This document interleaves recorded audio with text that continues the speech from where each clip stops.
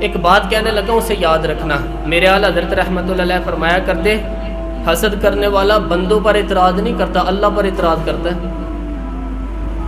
وہ کہتے ہیں اللہ اسے کیوں دیا ہے، اتنا کیوں دیا، معاذ اللہ، وہ اللہ کی تقسیم پر اعتراض کرتے ہیں۔ حسد کرتے ہو بے چین رہو گے، حسد آپ کے دل کو تڑپا کے رکھ دے گا۔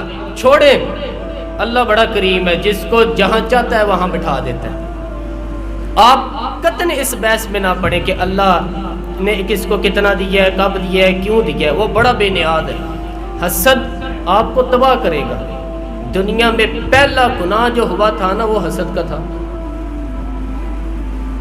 ابلیس نے حضرت آدم سے حسد کیا، کہنے لگا میں بہتر ہوں، اس سرداری اس کو مل گئی، یہ تو اللہ کو پتہ ہے نا کس کو دینی ہے۔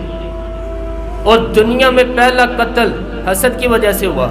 حابیل قابیل کے درمیان حسد کا معاملہ تھا۔ خاتون کا نکاح اس سے کیوں ہو رہا ہے، مجھ سے ہونا چاہیے۔ حسد تباہی کر گیا۔ آپ یقین کریں، یعنی کہ دکاندار کے سامنے دوسری دکان پڑ جائے وہ پریشان ہونے لگتا ہے، وہ کہتا ہے میرا کیا بنے گا، لا حول ولا قوت الا باللہ العلی العظیم، یعنی کہ تیرا کیا خیال ہے کہ تیرے حصے کی روٹی وہ کھا جائے گا۔ اتنا چھوٹا دل، یعنی کہ تیرا موقف یہ ہے کہ تیرے حصہ کا نصیب اس پر چلا جائے گا، یہ تیری خواہش ہے۔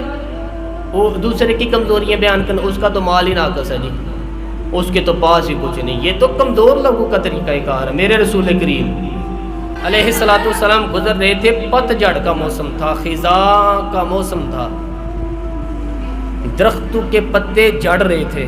صحابہ کو ساتھ لے کے حضور علیہ الصلوۃ والسلام گزرے اور ایک درخت کی ٹہنی کو پکڑ کے حضور نے ہلایا۔ صحابہ فرماتے ہیں کہ چھم چھم اس کے پتے گرے، زمین پر ڈھیر لگ گیا۔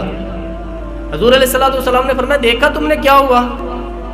حضور ہاں۔ فرمایا کتنی تیزی سے پتے جھڑے ہیں، صرف تنا رہ گیا ہے اور خالی ٹہنیاں رہ گئی ہیں، کوئی حسن بچا ہے؟ حضور نہیں۔